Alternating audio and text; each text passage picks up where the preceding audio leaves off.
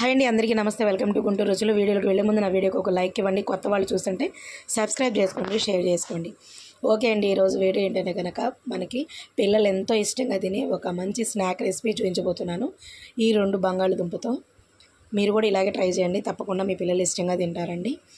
First అయితే మనం ఇట్లా 2 బంగాళదుంపలు బాగా ఉడికించి పెట్టుకుని అందులో కొంచెం కార్న్ఫ్లోర్, అలాగే టేస్ట్ తగ్గట్టుగా ఉప్పు, అలాగే తగినంత కారం కూడా వేసి మొత్తం కూడా చక్కగా మిక్స్ చేసుకోండి. మీరు ఇందులో కావాలంటే కొత్తిమీర, పుదీనాకు, అలాగే సన్నగా తరిగిన వెల్లుల్లి, పెద్ద ఉల్లిపాయ, పచ్చిమిర్చి ఇవన్నీ యాడ్ చేసుకోవచ్చు.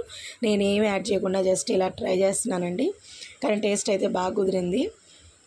కాకపోతే ఇప్పుడు నేను వాటర్ ఏం కలపలేదు, వేసిన పిండి ఇలా బంగాళదుంపలో ఉన్న వాటర్ వల్ల ఇట్లా అయింది. మీరు కావాలంటే ఇంకొంచెం పిండి కూడా యాడ్ చేసుకోవచ్చు. ఇలా నేను మిక్స్ చేయడం వల్ల ఏంటంటే కొంచెం ఆయిల్ అనేది ఎక్కువ తీసుకుందండి. ఇంతేనండి, చక్కగా మొత్తం కలిపేసుకుని ఇలా చెక్కల్లాగా తయారు చేసి బాండీలో కొంచెం ఆయిల్ తీసుకుని వేడెక్కినాక ఇలా వేసుకొని లైట్గా మీడియంలో పెట్టుకొని మీరు ఇలా కాల్చుకోండి.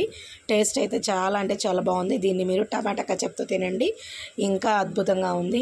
ఇంతేనండి, చాలా సింపుల్గా అప్పటికప్పుడు మనకి తయారు చేసుకోవచ్చు. 2 బంగాళదుంపలతో నాకు చూడండి ఎన్ని అయినాయో. ఇట్లా మనం ఇప్పుడు వర్షాలు పడుతున్నాయి కాబట్టి పిల్లలకి ఇలా స్కూల్ నుంచి వచ్చేటప్పటికి తయారు చేసి పెట్టండి, మనకి టైం సేవ్ అవుతుంది. అలాగే వాళ్ళకి కూడా కొంచెం కొత్త రెసిపీ తిన్నట్లు అనిపిస్తుంది కాబట్టి ఇష్టంగా తింటారు ఫస్ట్.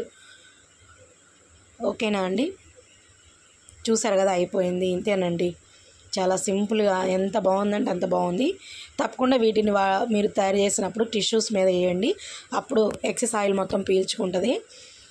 ఓకేనా అండి, అంతేనండి. ఇంకొక మంచి వీడియోతో మిమ్మల్ని కలుస్తాను. అప్పటిదాకా నా వీడియోస్ ఇలాగే చూస్తూ ఆదరిస్తూ ఉంటారని కోరుకుంటున్నాను.